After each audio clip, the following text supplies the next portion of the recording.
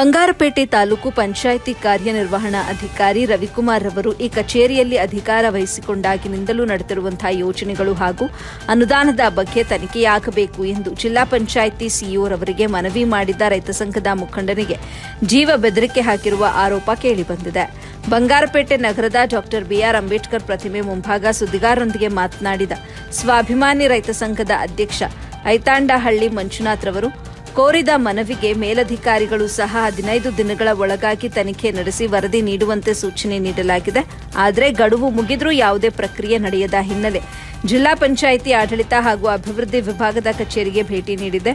ಆ ಸಂದರ್ಭದಲ್ಲಿ ಕಚೇರಿಗೆ ಏಕಾಏಕಿ ಬಂದ ಬಂಗಾರಪೇಟೆ ತಾಲೂಕು ಪಂಚಾಯಿತಿ ರವಿಕುಮಾರ್ ನನ್ನ ವಿರುದ್ಧ ಏಕವಚನದಲ್ಲಿ ಅವಾಚ್ಯ ಶಬ್ದಗಳಿಂದ ನಿಂದಿಸಿ ಜೀವ ಬೆದರಿಕೆ ಒಡ್ಡಿರುವುದಾಗಿ ರೈತ ಸಂಘದ ಮಂಜುನಾಥ್ ಆರೋಪ ಮಾಡಿದ್ದಾರೆ. ನಾನು ಇದೇ ಜಿಲ್ಲೆಯಲ್ಲಿ ಹುಟ್ಟಿದ್ದೇನೆ, ನನ್ನ ಬಗ್ಗೆ ನನಗೆ ಗೊತ್ತಿಲ್ಲ, ನಿನ್ನ ಮೇಲೆ ಕರ್ತವ್ಯ ಆರೋಪ ಮಾಡಿದ್ದಾನೆ ಎಂದು 353ರ ಕೇಸ್ ಹಾಕಿ ಜೈಲಿಗೆ ಕಳುಹಿಸುತ್ತೇನೆ, ನನ್ನ ಮೇಲೆ ವರದಿ ಕೇಳಲು ನೀನ್ಯಾರು, ನಿನ್ನನ್ನು ನೋಡಿಕೊಳ್ತೇನೆ ಅಂತ ಬೆದರಿಕೆ ಒಡ್ಡಿದ್ದಾರೆ ಎಂದು ಆರೋಪ ಮಾಡಿದ್ದಾರೆ. ನನಗೆ ಜೀವ ಬೆದರಿಕೆ ಮಾಡಿರುವ ಬಂಗಾರಪೇಟೆ ತಾಲೂಕು ಪಂಚಾಯಿತಿಯ ರವಿಕುಮಾರ್ ವಿರುದ್ಧ ಜಿಲ್ಲಾಧಿಕಾರಿಗಳಿಗೆ, ಜಿಲ್ಲಾ ಪೊಲೀಸ್ ವರಿಷ್ಠಾಧಿಕಾರಿಗಳಿಗೆ, ಬಂಗಾರಪೇಟೆ ಪೊಲೀಸ್ ಠಾಣೆಗೆ, ಮಾನವ ಹಕ್ಕುಗಳ ಆಯೋಗಕ್ಕೆ ದೂರು ನೀಡುವುದಾಗಿಯೂ ತಿಳಿಸಿದರು. ವರದಿ ಇಲಿಯಾಸ್ ಪಾಷಾ, ಎಬಿ ನ್ಯೂಸ್ ಕನ್ನಡ, ಬಂಗಾರಪೇಟೆ.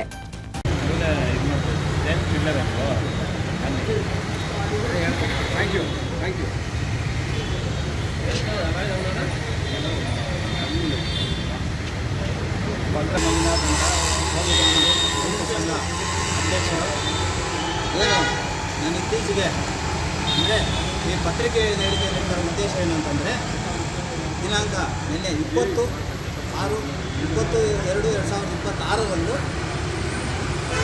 ತಾಲೂಕು ಪಂಚಾಯತಿ ಬಂಗಾರಪೇಟೆ ತಾಲೂಕು ಪಂಚಾಯತಿ ಕಾರ್ಯನಿರ್ವಹಣಾ ರವಿಕುಮಾರ್ ಅವರು ನನಗೆ ಜೀವ ಬೆದರಿಕೆ ಹಾಕಿರೋದರಿಂದ ನಾನು ಪತ್ರಿಕೆ ಹೇಳಿದ್ದನ್ನು ಈ ಮುಖಾಂತರ ನೀಡ್ತಾ ಇದ್ದೀನಿ.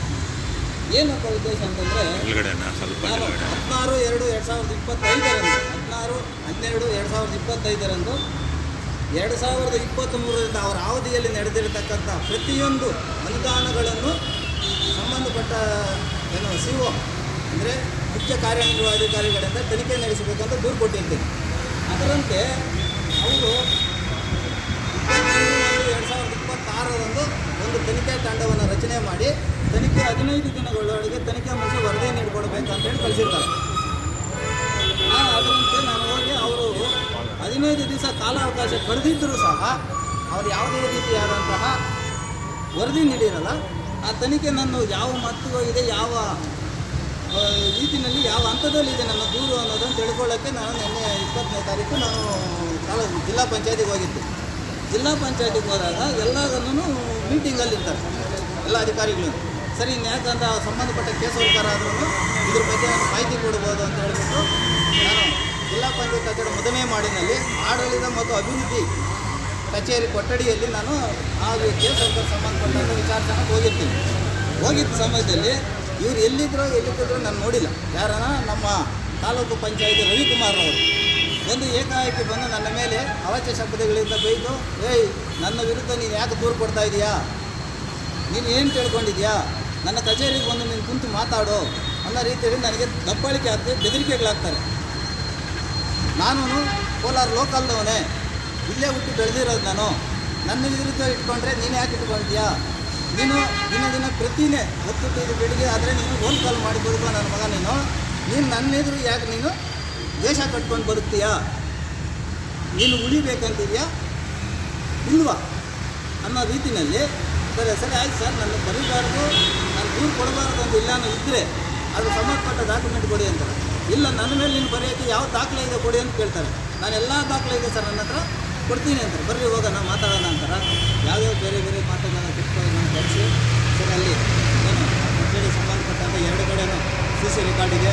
ನಾನು ಆ ರೆಕಾರ್ಡ್ ಕೂಡ ತಂದು ಸಂಬಂಧಪಟ್ಟ ಮೇಲಧಿಕಾರಿಗೆ ಕೂಡ ನಾನು ಸಂಬಂಧಪಟ್ಟ, ಯಾಕಂತಂದರೆ ಅವರು ಆ ರೀತಿ ಬೆದರಿಕೆ ಹಾಕಿರೋದ್ರಿಂದ ನನಗೂ ಅವರಿಂದ ಸ್ವಲ್ಪ ಭಯಭೀತನಾಗಿದ್ದೀನಿ. ಅದರಿಂದ ಎಲ್ಲರಿಗೂ ಇರ್ತೀನಿ. ಏನು ಅವರು ಸಂಬಂಧಪಟ್ಟ ಅನುದಾನಗಳು ಯಾವುದ್ಯಾವುದು ಬಂದಿರುತ್ತೋ ಎಲ್ಲ ದಾಖಲೆ ನನ್ನ ಹತ್ರ ಇದೆ. ಈ ದಾಖಲೆಗಳು ಸಮೇತ ಕೋಟ್ಯಾಂತರ ರೂಪಾಯಿ ಬಂದಿದೆ ನೋಡಿ. ಒಂದು ವರ್ಷಕ್ಕೆ ಅನಿರ್ಮಿತ ಅನುದಾನ ಅಂತೇಳಿ 1 ಕೋಟಿ ಚಿಲ್ಲರೆ ಬರುತ್ತೆ. ಯಾವ್ಯಾವ ಇಲಾಖೆಯಲ್ಲಿ ಅವ್ರು ಎಷ್ಟು ಸೈನ್ ಹಾಕ್ತಾರೆ ಅನ್ನೋದು ಸಂಬಂಧಪಟ್ಟ ಲಿಂಕ್ ಡಾಕ್ಯುಮೆಂಟ್ ಟೋಟಲ್ ಆಗಿ ತಂದು ಈ ದಾಖಲೆ ಮೇಲೆ ನಾನು ದೂರು ಕೊಟ್ಟಿರ್ತೀನಿ. ಕೋಟ್ಯಾಂತರ ರೂಪಾಯಿ ಹಗರಣ ಮಾಡಿರ್ಬೋದು, ಇಲ್ಲ ಮಾಡದೇ ಇರ್ಬೋದು, ನಮಗೆ ಗೊತ್ತಿಲ್ಲ. ನಾನು ಹಗರಣ ಮಾಡಿದ್ದೀನ ಅಂತ ಕೇಳ್ತಾರೆ ಅವರು. ನಾನು ಹಗರಣ ಮಾಡಿದ್ದೀನಿ ಅಂತ ಎಲ್ಲಿ ಹೇಳಿಲ್ಲ.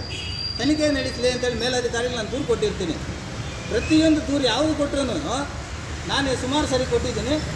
ಅವರು ಮಾತು ಮೊದಲು ಏನು ಹೇಳ್ತಾರಂದರೆ, ನಿಮ್ಮ ಮೇಲೆ ನನ್ನ ಮೇಲೆ ಕರ್ತವ್ಯಕ್ಕೆ ಅಡ್ಡಿ ಮಾಡ್ತಾ ಇದೀಯ ಅಂತ ನಾನು 350 ಸೆಕ್ಷನಲ್ಲಿ ನಿಮ್ಮ ಮೇಲೆ ಕೇಸ್ ಮಾಡಿ 10 ನಿಮಿಷ ನೀನು ಜೈಲಿಗೆ ಕಳಿಸ್ತೀನಿ. ನೀನು ಇದುವರೆಗೂ